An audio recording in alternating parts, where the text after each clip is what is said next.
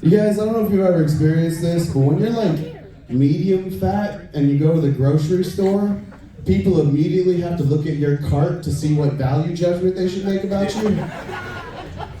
You know? It's like if they see kale, they'll be like, all right, you're fine. I can treat you like a human being. But if they see ice cream, they're like, oh, fuck you, you fat bitch. You're not even trying.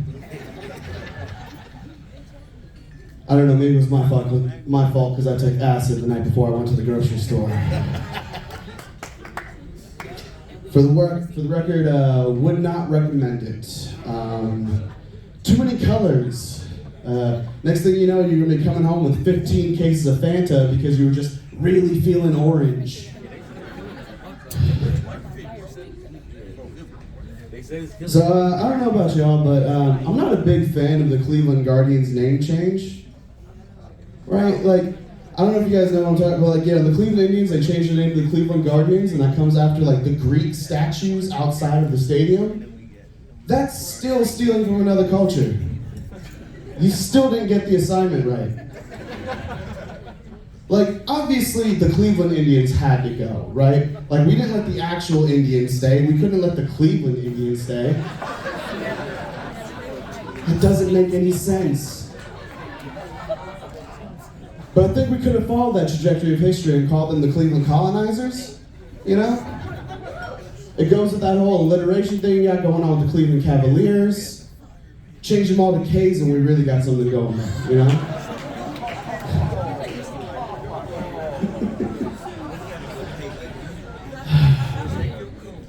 So I'm still very insecure about the way I look. I know I currently look like the cult leader that white women cheat on their husbands with. Or the LGBTQ representative of Al-Qaeda.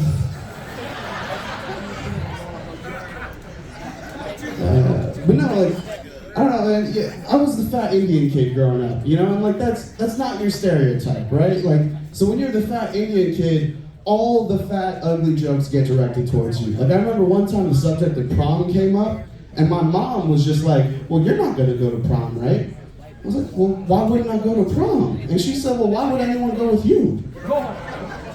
That was my mom, right? Like, how do you come back from being burned by your own mom like that?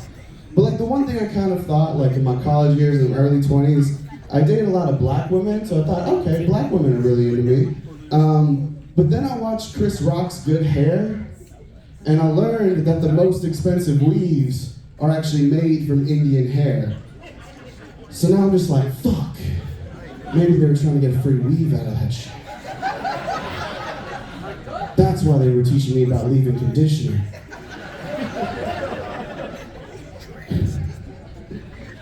Oh man. You guys, I should wrap it up here soon and get back to door dashing. But they didn't tip me that well, so I'll tell you one more before I head out. I had an interesting experience recently. I want to run it by you guys. I want to know what you think, all right? So I started to go down on this woman. I know, great place to start a story. But I started to go down on this woman, and she was like, hey, can you bite it? Right? Like, I didn't know what to say to that. Like, we've all heard of eating pussy, but have you ever been asked to eat the pussy? But I just didn't know what to do but be like a vegetarian vampire and bite the pussy. You know?